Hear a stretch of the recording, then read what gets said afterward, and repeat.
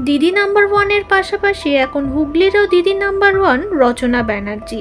টলিউডের প্রথম সারির অভিনেত্রী ছিলেন রচনা ব্যানার্জি।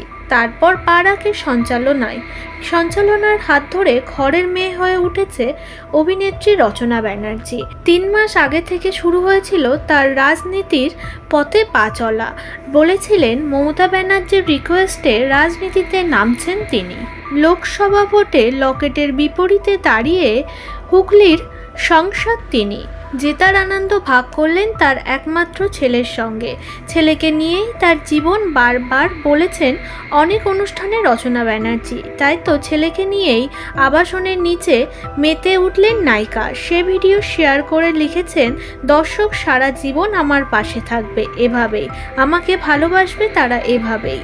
নতুন জার্নিতে সামিল হলো দিদি নাম্বার ওয়ানের সঞ্চালিকা রচনা ব্যানার্জি।